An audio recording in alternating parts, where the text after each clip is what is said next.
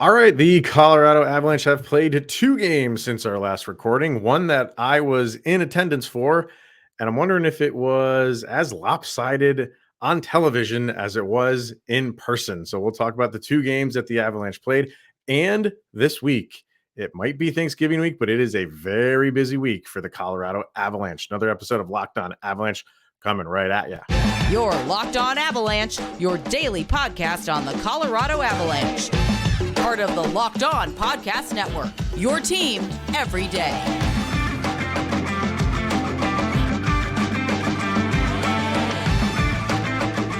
All right, everybody, welcome to another episode and another week's worth of shows at Locked On Avalanche. We are part of the Locked On Podcast Network, your team every day. Thank you for making this your first listen of the day. That's always appreciated. You can follow us on our social media outlets, LOPN_Avalanche on Twitter, Locked On Avalanche on Instagram. Questions, comments, concerns, and opinions to lockedonavalanche@gmail.com. And follow us on our YouTube channel over on YouTube. Hit subscribe, get notified when a new show goes live.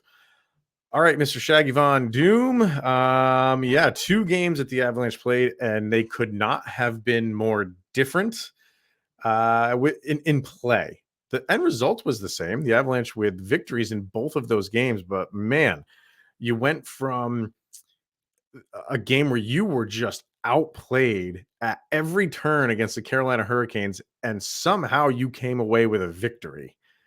And then a couple days later, you go out again on the road and play Washington and probably have your most complete game.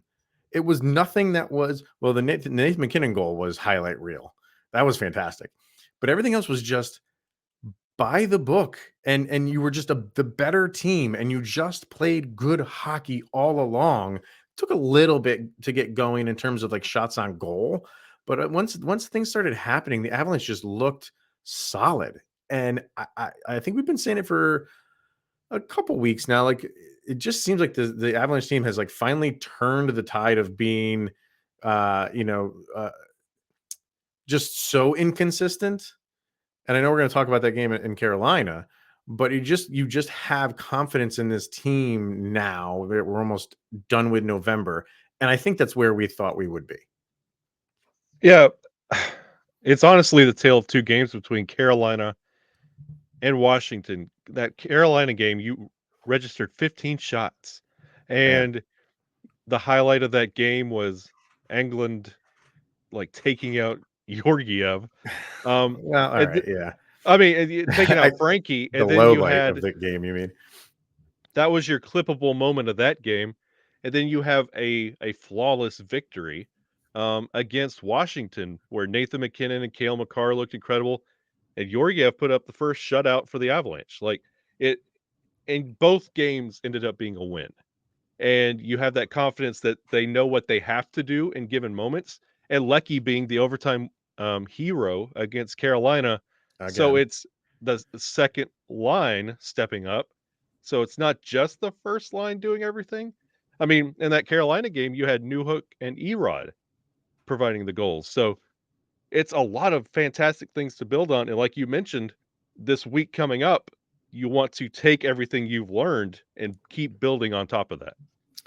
Remember last year, we said that so many times during the regular season that they're winning so many different ways, and that will only help them come playoff time. And that's exactly the way that the season went and the playoffs went, and we all know how that ended. So I don't think that the Avs need to go through all that again, because the majority of this team is intact. And did go through a lot of what this team went through last year, but it is good. It's still good to go through these games where you don't necessarily play your best game and still come out with a win. And being at that game in Carolina, by the way, first time in that arena, very nice arena, fantastic people, let me tell you. Hey. In I have a buddy who lives in Charlotte, which is kind of why, and we drove to Raleigh where the arena is. Even after the win, we had a row of guys that were all obviously Hurricane fans. I was with my buddy who's a Hurricane fan, and they were all like congratulatory. They were all like, that was a good game, instead of, wanting to punch me and knock me out or anything like that. Like, great people. So it was an enjoyable game. met Jared from Locked On Hurricanes too there, which awesome guy. So it was a fun trip, and it's always better when your team wins. Mhm. But when you're sitting there watching it, and it was just like, man, like you just keep looking up at the scoreboard, and you're just seeing the shots on goal for Carolina keep going up, and the Avalanche is just sitting there, and I'm watching them play, and I'm like, all right, they're not getting shots on net. Why? Is it their own fault? No. Like Carolina had a fantastic game plan for them. They gave them no time and space. They were playing very good forechecking. They were playing good in all three zones. They were making life miserable for them. And when it got to when it was 2-2, like when the Avs were holding on to that 2-1 lead, you're just like, if they can just hold it, it's not their best performance. You give a lot of credit to Carolina, but if they can just hold on to this lead like that, that's just a good. You can look back and say like we battled for those points, and then when Carolina tied it, I'm not going to lie, you almost were like, this is going to be tough to get another goal. Yeah. You don't see another goal anywhere. And then you're thankful that it went into overtime because you can generate chances clearly in overtime. And that's exactly what happened. If you want to say they lucked out, I don't know if I'm ever gonna say it's a lucky win, but it's one that they had to absolutely battle for, and that, I think that's the sign of a good team. You know, we're looking at the Denver Broncos who can't get out of their own way. If they could, just score, I think it's like 17 points in a game, they'd be like 8-2. They can't find a way. The Avalanche are finding ways to win, or at least they did against Carolina, and it shouldn't really come as a surprise because we've seen them do this many times before. Yeah, and that was literally the banner of last year, find a way. Yeah. Continuing it into this year. And when you see that adjustment, like that first game against Carolina was a 4-1 win. This was Carolina adjusting to what Colorado Avalanche team they saw. And you could see that adjustment being made. And for the Avalanche to literally steal a game against Carolina after the adjustments, that speaks a lot to the core tenacity of this team. And we want to see what that looks like this week against Dallas because it's a lot of the same situation. Will they game plan and match up for the Avalanche in the same way? We'll find out. But these are these tight little back-to-backs, even though it's kind of bookending the week. Yeah. If you could overcome the adjustments that they make just for your team, that speaks a lot to where this team is going. And I like the direction the Avalanche are going currently. And you have to like how they're getting great goaltending from both guys right now. Yeah. Georgiev, like you said, the first shutout of the year for the Avs. Francouz started off a little rough, but he's coming back around. Like he was the difference in the Carolina game. No doubt about it. I know a lot of people want to throw the Englund thing on him for running into Francouz. I saw something after the game was over where Francouz said it was just a miscommunication. He was telling me to leave the puck, and I thought he had enough space. And a lot of people are gonna jump on Englund for running into Francouz because he's the AHL player. They're gonna rag on him. I'm kind of glad I didn't make a snap judgment and she's like, what the heck is this guy doing? They're talking all the time on this, and it was just that's just what happened. And it's funny how you mentioned like that was the highlight of the Avs, because really wasn't much other than the McKinnon goal. Yeah. But I'm not reading so much into that as other people are. I think Englund is playing some pretty good hockey, if you ask me. And it was just a screw up. It's going to happen. He went from Andreas Englund to Dave Englund from Jackass in one play. And it was head scratching. I've never seen it before in all the years I've watched hockey. I've never seen miscommunication on that level. It and happens. I think it was it just kept building because there was a turnover and then a goal, I think, happened shortly after that. And it just kept, Well, because he knocked his stick out of his hand. The worst shift you could possibly have as a hockey player. He checked the box. Congratulations. Yeah. We all got to witness the worst shift in hockey. But yeah, he has been playing all right. He's been playing better than most. You still want to see a little bit more, but yeah, Yeah. don't read too much into it. No, I'm not. I'm not. I think he's playing okay. It was just a screw up. It was just a bad play. And as far as that game goes, yeah, you got the goal from Rodriguez was just like a kind of a turnaround kind of no look shot that just got past Renta, and then you had Alex Newhook on the breakaway. Which, man, did he need that? Yeah. What did he have in the Capitals game? He had another assist there. Okay. So you had a goal in one game and you had an assist in the other. Sometimes you just need those points here and there to kind of just break out. So we'll talk about the Washington game and then about the week that we have right here, because it's a busy one for the Avs, and it's it's not like a make or break week or anything like that, but it is could be telling in terms of where the standings, how the standings look today, could be very different by the end of the week, because a lot of games to be played. First, we are going to hear from Simply Safe. And did you know that over the holidays, property crimes like burglaries and package thefts spike nationally? That's why our friends over at Simply Safe Home Security are offering 50% off of their award-winning security system so that families can feel safe and secure this holiday season. So you can order your Simply Safe system for half off and enjoy advanced security and greater peace of mind for the holiday season. Simply Safe is a whole home security system with advanced sensors for every room, window, and door, HD security cameras for inside and out, smarter ways to detect motion that alert you only when a threat is real, and even hazard sensors that detect fires, floods, and other threats to your home. So don't miss your chance to save big on the only security system that we recommend. You can get 50% off any new Simply Safe system at simplysafe.com/lockedonnhl. There is no safe like Simply Safe.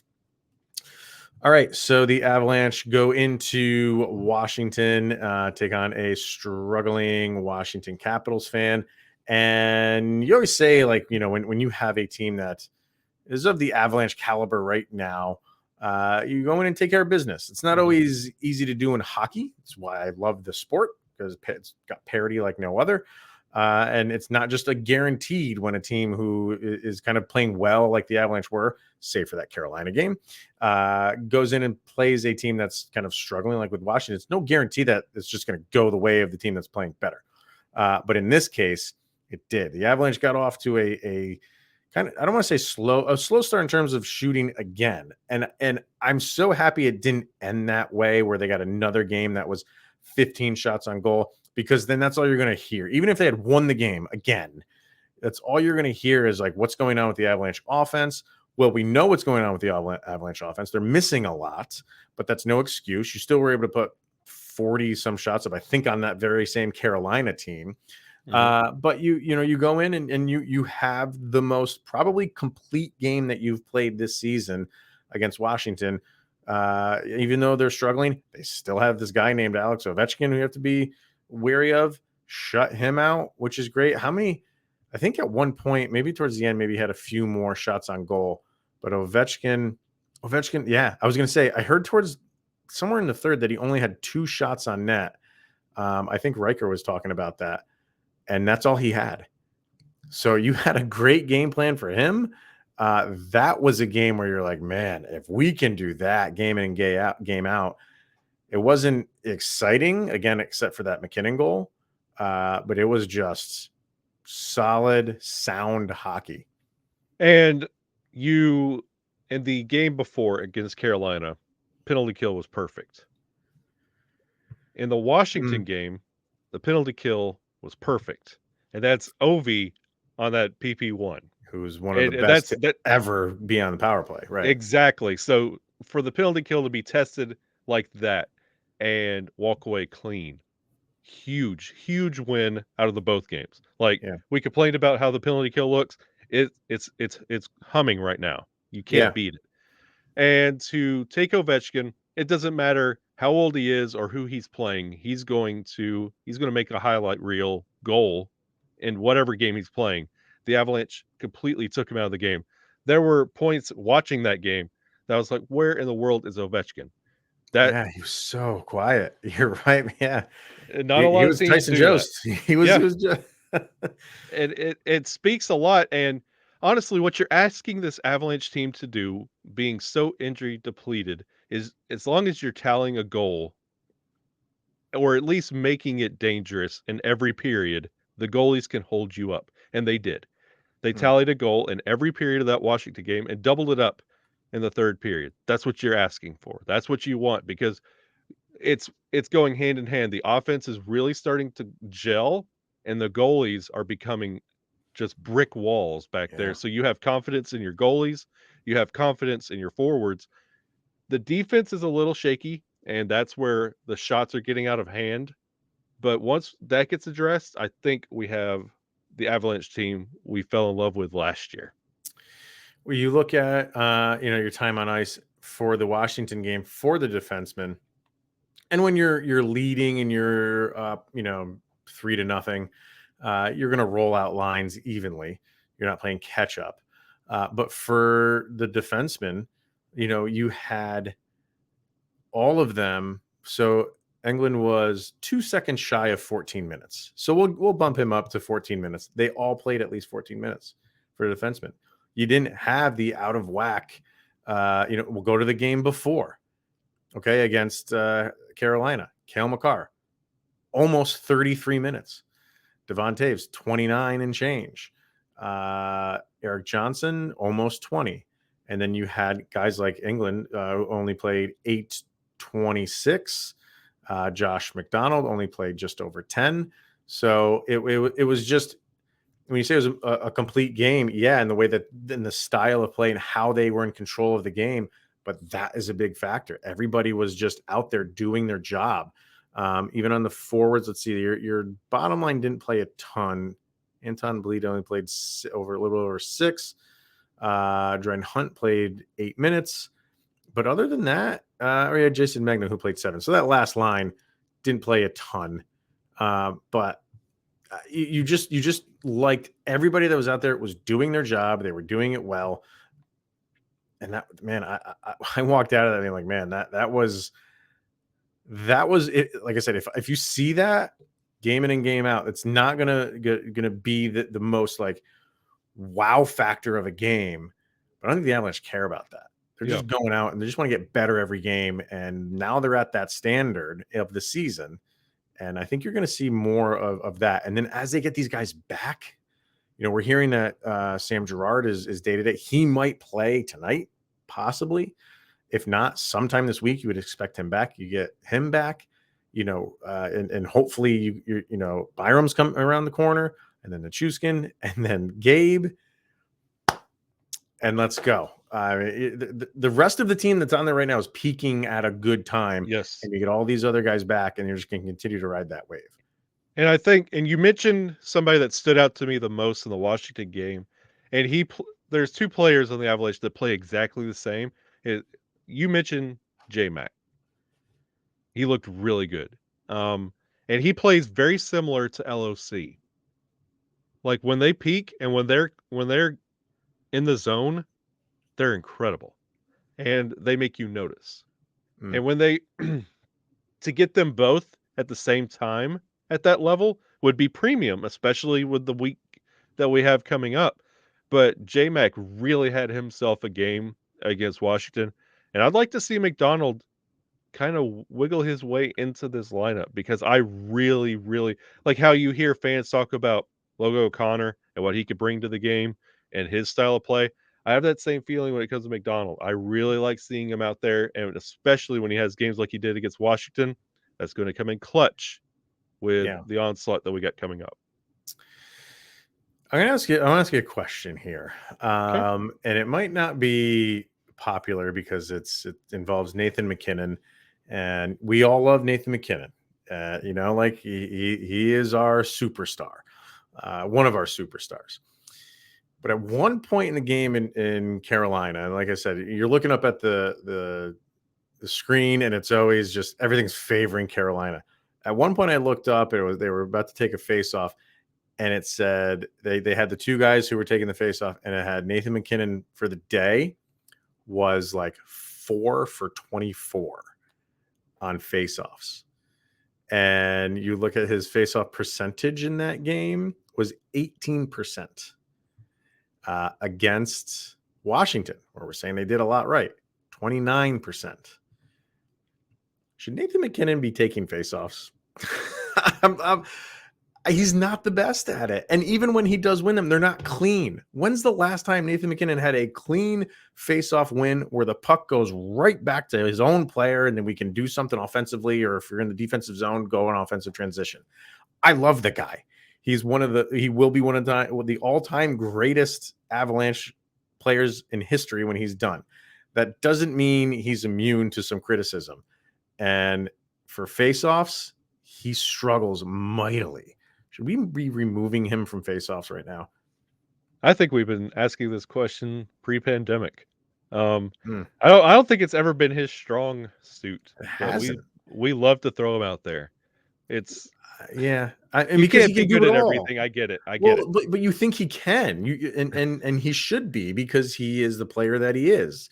And you see these moves that he does, and the highlight reel goal that he had against Washington, against Abe Kubel, nonetheless.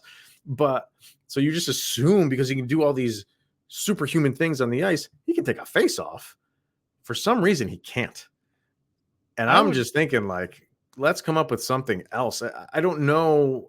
Let me look at. I would much rather Nathan MacKinnon be on a wing when it comes to a face-off, where somebody wins that face-off and taps it straight to him, where he can hit that snipe. Because I don't want him in a scrum, knocked to the ice, tying somebody up, and then feeding it to McKinnon.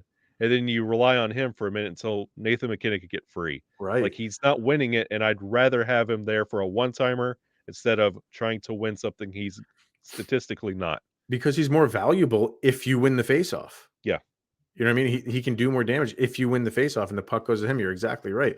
Now, I was looking at McKinnon, who doesn't seem to take faceoffs. So therefore, I don't know if he's very good. I don't know how often he's done it, because he's on a line with Mikko Rantanen and Nathan MacKinnon, who handle the faceoff duties.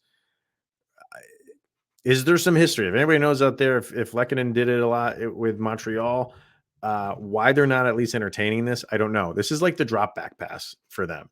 They were doing it over and over, like in the beginning of the season. And I'm talking, because I'm just shouting this into the mist right now, because their power play has been fantastic, but they got back to that just simple drop back pass that everybody knows is coming. The Blues knew it was coming, and they handled it perfectly. So to throw wrinkles here and there, look what happens when you do that on the power play. Why not do that on the faceoff? I don't know. Maybe he's too proud and he's like, no, I'll figure this out, and I just want to keep working on it, which I would respect that. But it's like, I'm not kidding you, man. Like if Rantanen gets kicked out and McKinnon takes his place, I don't expect to win on a faceoff. I just don't. Hey, Charles Barkley's still working on his golf swing, so that's a brutal thing to watch. Brutal. All right, let's hear from BetOnline and then talk about these games for the week, specifically the one tonight, who they're playing twice this week. Big deal. But first, we have betonline.net, your number one source for sports betting info, stats, news, and analysis. Hopefully, you're not losing too much money on the Denver Broncos. You can get the latest odds and trends for every professional and amateur league out there, from football to basketball to soccer, esports, of course, hockey. And you got the World Cup of soccer going on right now, too. Are you big into that?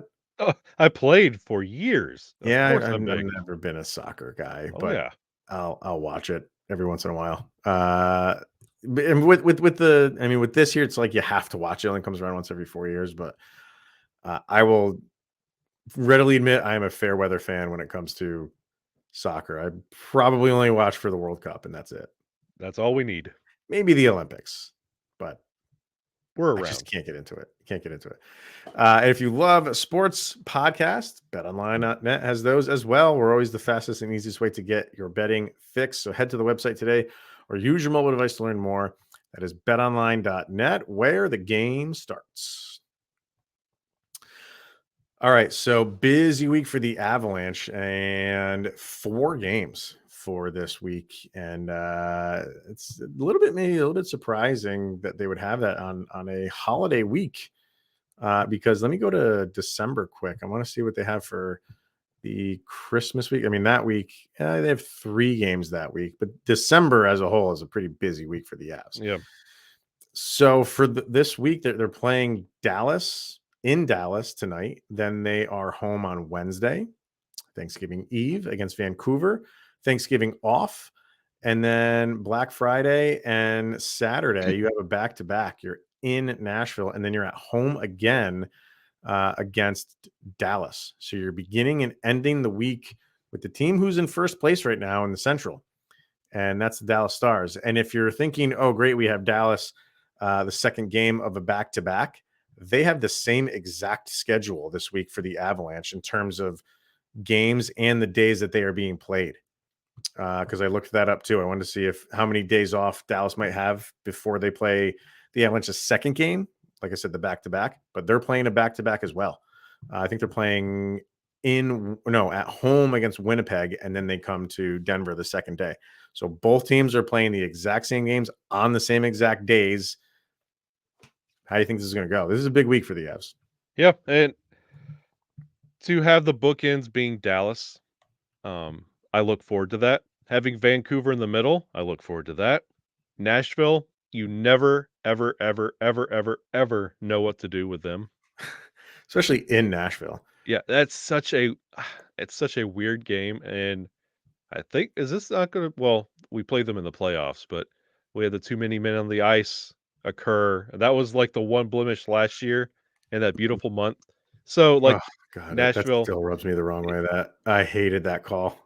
that Nashville, I'm not looking forward to that at all, but I really want to see how the Avalanche handle Dallas. Yeah, man. It's been touted as like the best team in the Central, and they really got things together. And with how the Avs just completed the Carolina-Washington game, I want to see how this Avalanche team stacks up against this Dallas team that we've been hearing about.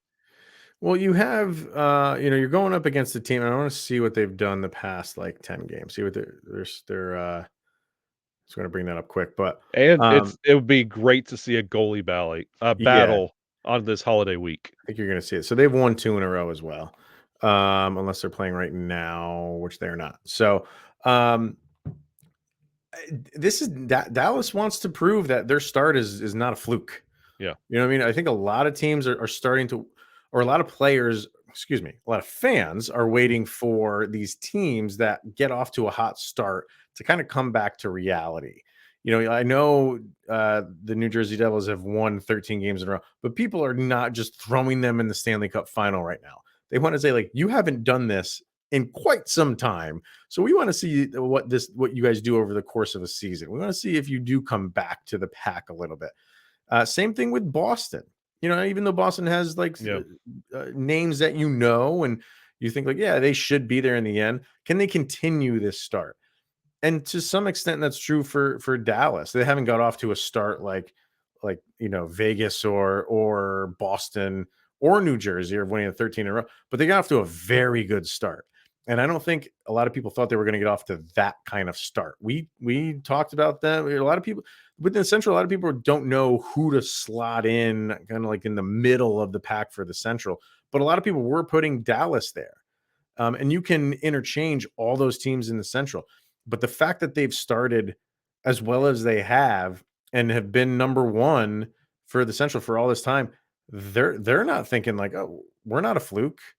If the media and the opposing fan bases want to think that, let them think that. They don't care about that. But going into playing against the not only a division rival but the defending Stanley Cup champions, this is their moment right now. Not only to separate yourself from the team that's nipping on your heels, but to prove people like, yeah, we just stuck it to the defending champions, and that will only motivate them. That'll give them more just confidence for the next couple weeks or month or so. So it's a big game, and the fact that you're playing them twice in a matter of 5 days, I'm really getting excited for this week, how it starts and how it ends for the Avs. And it's a good way for the Avalanche to take over the top spot in the Central. Mm. If you want your spot back, you have to earn it, and this is the week to do it. You don't play them again, so take care of it, get it done. Um, Go in there and steal those points, and kind of throw what Dallas is doing, bring them back to earth, make them Mm. struggle a little bit, and then you get the additional Nashville game, another division game. You could Yeah. really do some damage when it comes to your place in the standings this week. Yeah. It's true. Like how I'm saying, like Dallas wants to prove to themselves and have confidence that they would just beat the Avalanche. Same can be said for the Avalanche, saying like you still got a ways to go, kid. Yep. You know what I mean? But so the Avalanche, they have 2 games in hand against Dallas, and they're only 3 points behind. Yep. So I mean, they're sitting fine in the division. It's not about that, but I want to see what really want to see what the second game Mm, goalie matchup is, yeah. because they're both coming off a back-to-back. It's the second game of a back-to-back for both of them. So what do they do? Do they, I, it would depend on, you can't really make that decision now because you have to see how the week goes. Yeah. You're going to see Ottinger and Georgiev Monday tonight. You almost have to guarantee that. And then how the week goes, I don't know. Like if the Avs do okay, and you have to see how Dallas is doing, you might get another matchup. You might hold off on those guys in the first game. Put Francouz out there against Nashville, or give them a run at Dallas, because I think right now the Avs are feeling really good about how both of their goalies are playing. Same can be said for Dallas. Both those guys are playing very well. Mhm. So whatever the matchups are for both those games, this is going to be a battle. I think this is going to be Yeah. a really fun couple games to watch between these two teams. And you don't know what to expect. I really like Jake Ottinger. I really like him, and I hate saying that because he plays for Dallas, but he's so good. He's going to be tough for a number of years, and he's another guy who kind of wants to put up good numbers against a really good team. So it's going to be entertaining. Yeah, this is definitely making up for the lack of Avalanche games that we had for the global series. Like, this is quality Yeah. hockey this week. Like, and if you're visiting family and friends, what a fantastic time to turn them on to the game of hockey than this slate of games this week. Yeah. You just look at like their stats and everything for Dallas, and they're killing it. Especially Jason Robertson, who just held out for a contract that he thought was fair, and he's repaying them right now. Hand over fist, 12 goals, 15 assists, 27 points he's got in 18 games. So Almost he like the guy that leads points for the Avalanche. very similar. Interesting. Yeah. So you would expect Cale Makar to get his 200th point pretty soon here, which would be the quickest a defenseman has ever gotten to 200 points. So hopefully we can see. I was really hoping for that Yeah. when I was in attendance, so I could humble brag about that. But I mean, nothing happened in that game. So that was not going to happen. It would be fitting that Kale would do it in Dallas, where I have to hear that god awful goal horn that Dallas Yeah. has. Yep. So yeah, I think strap in because this is going to be a fun one for this entire week. You have Turkey Day off, and then it's right back to some more games. So, and then like I said, a busy December. So with that, that is going to wrap it up for today. We will be back tomorrow, absolutely, talking about everything that happened between the Avalanche and the Dallas Stars. So until then, thank you for making this your first listen of the day. That is always appreciated. For Mr. Shaggy Von Doom, Kyle Sullivan, I am Chris Maselli, and this is the Locked On Avalanche podcast. Let's get 2 big points tonight. We'll see you guys tomorrow.